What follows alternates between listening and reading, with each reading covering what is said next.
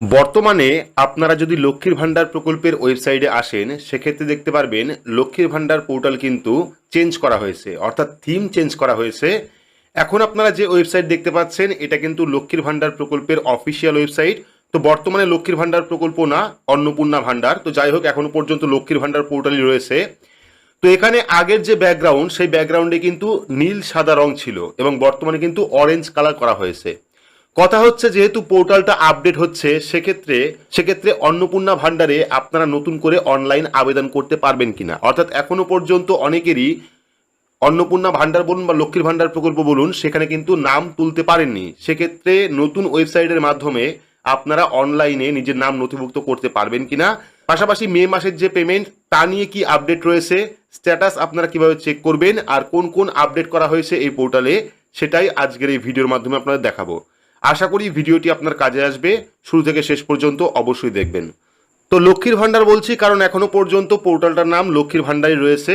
আশা করি খুব তাড়াতাড়ি অন্নপূর্ণা ভান্ডার বলে পোর্টাল চালু করা হবে। এই পোর্টালটায় হয়তো মডিফাই করে অন্নপূর্ণা ভান্ডার প্রকল্প নিয়ে আসা হবে।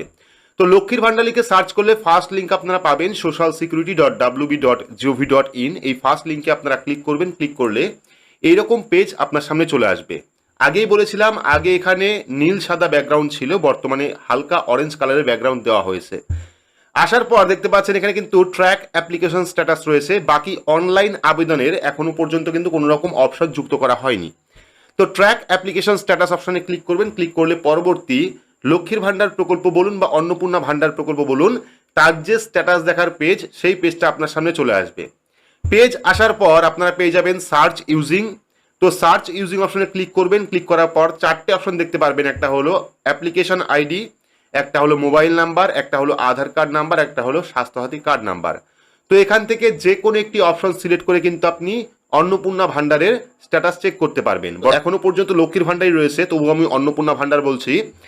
তো এখান থেকে মোবাইল নাম্বার চাইলে সিলেক্ট করতে পারেন। সিলেক্ট করার পর যে আইডি আপনি সিলেক্ট করবেন সেই আইডি নাম্বার লিখবেন। মোবাইল নাম্বার সিলেক্ট করলে মোবাইল নাম্বার লিখবেন। লেখার পর আপনার স্ক্রিনে যে ক্যাপচা কোড শো করবে এই যে লেখাটা, এটা আপনারা পাশে লিখবেন। তারপরে সার্চ অপশনে ক্লিক করবেন। তো সার্চ অপশনে ক্লিক করলে পরবর্তী এইরকম স্ট্যাটাসের পেজ চলে আসবে। যাদের যাদের চারটে স্টেপ কমপ্লিট রয়েছে তারা কিন্তু ইতিমধ্যে টাকা পাচ্ছেন। যাদের এখনো পর্যন্ত চারটে স্টেপ কমপ্লিট হয়নি, পরবর্তী সময় কোন আপডেট আসে টাকা পাওয়ার জন্য সেই নিয়েও কিন্তু ভিডিও নিয়ে আসবো। এইবার আপনি কোন কোন মাসের টাকা পেলেন বা মে মাসে আপনার অ্যাকাউন্টের কোন আপডেট রয়েছে, পেমেন্ট স্ট্যাটাস রয়েছে, সেটা চেক করতে হলে আপনারা পেয়ে যাবেন পেমেন্ট স্ট্যাটাসের ডান সাইডে একটা অ্যারো অপশন দেখতে পারবেন। এই অ্যারো অপশনে ক্লিক করবেন। অ্যারো অপশনে ক্লিক করলে কিন্তু আপনার সামনে সম্পূর্ণ পেমেন্টের যে স্ট্যাটাস সেটা আপনি দেখতে পারবেন। এবং এখানে কিন্তু এখনো পর্যন্ত মে মাসের কোনো রকম আপডেট নেই, অর্থাৎ লাস্ট কিন্তু এখানে এপ্রিল মাস পর্যন্ত আপডেট রয়েছে। দেখতে পাচ্ছেন এপ্রিল মাসে পেমেন্ট সাকসেস হয়ে আছে, এখনো পর্যন্ত মে মাসের কোনো রকম আপডেট নেই। আর গতকালকেই নতুন সরকারের পক্ষ থেকে জানানো হয়েছে অন্নপূর্ণা ভান্ডার প্রকল্প কিন্তু 1 জুন থেকে চালু হয়ে যাবে এবং সেই প্রকল্পের টাকা আপনারা ডিবিটি লিঙ্কের মাধ্যমে পাবেন। তো আপনারা প্রত্যেকেই চেক করে নেবেন, জুন মাসের প্রথম থেকে চেক করবেন। আমরা সেই নিয়েও ভিডিও নিয়ে আসবো যে কিভাবে স্ট্যাটাস চেক করতে হয়, পাশাপাশি অনলাইন থেকে আবেদন করা যাবে কিনা এই নিয়ে কোন আপডেট আসে আমরা ভিডিওর মাধ্যমে জানাবো। জানিয়ে রাখি, এখন থেকে সমস্ত সরকারি প্রকল্পের টাকা, রাজ্য সরকারের যে সমস্ত প্রকল্প রয়েছে ইনক্লুডিং লক্ষ্মীর ভান্ডার, যুবশক্তি, প্রত্যেকটি প্রকল্পের টাকা কিন্তু ডিবিটি লিঙ্কের মাধ্যমে দেওয়া হবে। সেক্ষেত্রে আপনারা অবশ্যই চেক করে নেবেন যে আপনার কোন ব্যাংক অ্যাকাউন্টে ডিবিটি লিঙ্ক রয়েছে।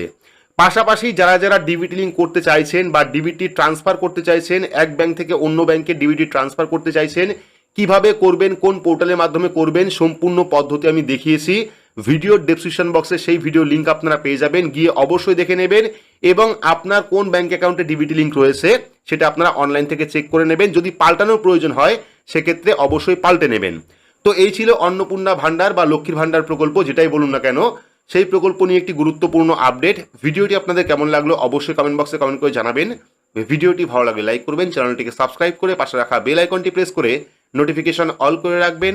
সবার সুবিধার্থে ভিডিওটি শেয়ার করবেন। তো আজকের মতো এইটুকুই, ধন্যবাদ।